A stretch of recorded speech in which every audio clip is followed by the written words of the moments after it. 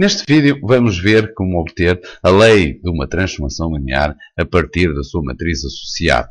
Imaginemos o exemplo seguinte, ou seja, uma transformação T de um dado domínio U num dado conjunto de chegada V, em que U e V são espaços vetoriais, e em que a matriz associada à transformação em determinadas bases é esta que aqui temos. Em particular, nas bases que temos aqui, uma base de R2, 1101 e uma base de R3, 030, menos 101, 011.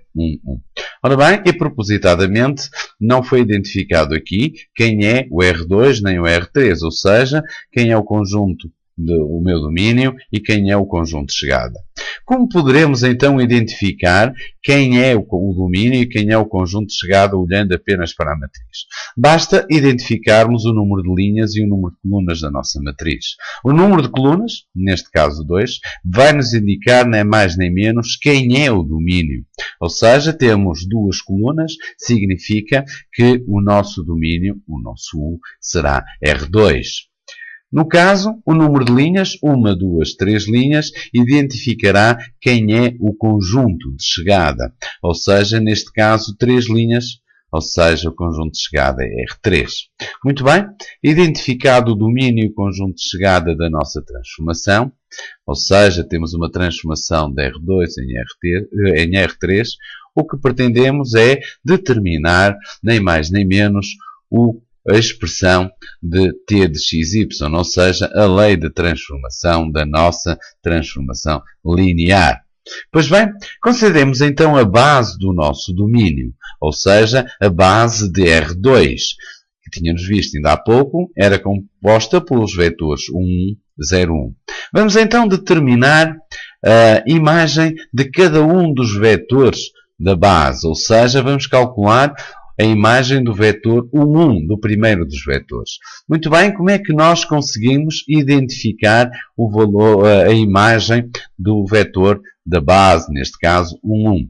Muito bem, por definição da matriz associada à nossa transformação, as coordenadas da imagem do vetor da base do domínio, ou de cada vetor da base do domínio, são identificadas nas colunas da nossa matriz associada à transformação. Ou seja, o que é que isto significa? Significa, por exemplo, as coordenadas da imagem do vetor 1, ou seja, o primeiro vetor da nossa base do domínio, são nem mais nem menos do que os elementos da primeira coluna da matriz associada à transformação.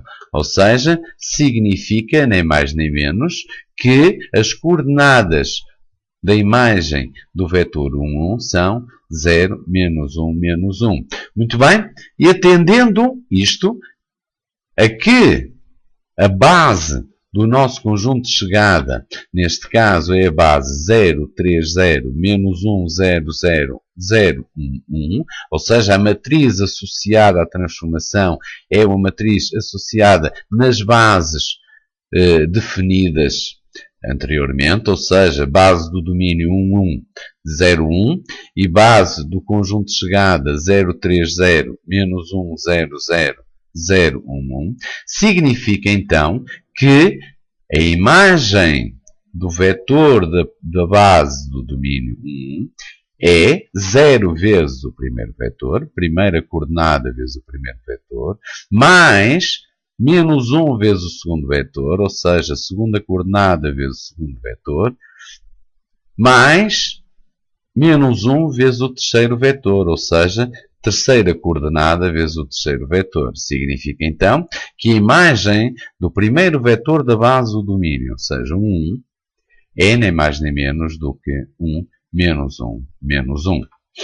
Calculemos agora a imagem do segundo vetor da base, ou seja, da base do domínio. Ou seja, vamos calcular a imagem do vetor 0, 1. Bem, da mesma forma, pela definição da matriz associada à transformação, as coordenadas da imagem deste vetor são nem mais nem menos do que os valores que aparecem na segunda coluna da matriz. Muito bem, então se estamos a trabalhar no conjunto de chegada na base 030 menos 100, 011, significa que a imagem do vetor 01 será 2 vezes o primeiro vetor, ou seja, 2 vezes o primeiro vetor, mais 0 vezes o segundo vetor, mais 3 vezes o terceiro vetor. Ou seja, as coordenadas da imagem do segundo vetor na base do conjunto de chegada são 0, 9, 3. Muito bem, neste momento então estamos praticamente prontos para obter o valor de t de xy. De facto, a única coisa que precisamos é descrever o vetor xy como combinação linear da nossa base do domínio. Ou seja, a única coisa que precisamos é saber quais são as coordenadas do vetor xy na base 1101. Como fazemos?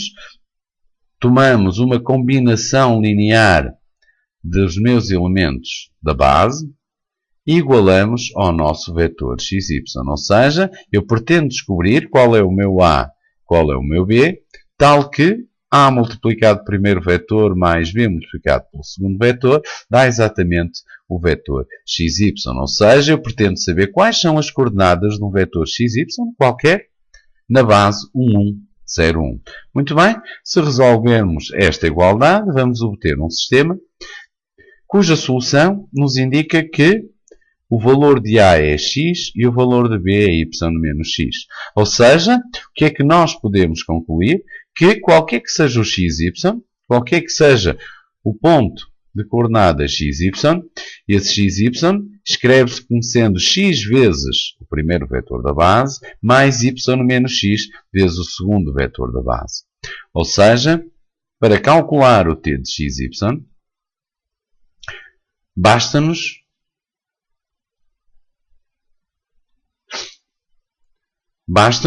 substituir na expressão xy pela sua combinação linear dos vetores da base. Ou seja, o t de xy é o t de x vezes 1 mais y menos x vezes 0,1. Como t é linear e nós conhecemos nem mais nem menos do que a imagem de cada um dos vetores da base, só temos que aplicar as duas definições. Ou seja, se t é linear, desdobramos a nossa igualdade, ou seja, o t de xy passa a ser t de x vezes 1 mais t de y menos x vezes 0,1. Passamos os nossos escalares para fora, ou seja, x vezes t de 1 mais y menos x vezes o t de 0,1. Substituímos pelos valores da imagem de cada um dos vetores da base, ou seja, o t de 1 e o t de 0,1. Aqui estão eles. Efetuamos os nossos cálculos e temos, portanto, o valor de t de x, y. Ou seja, temos a lei de transformação da nossa transformação linear. Ou seja, t de x, y é igual a x 9y menos 10x, 3y menos 4x.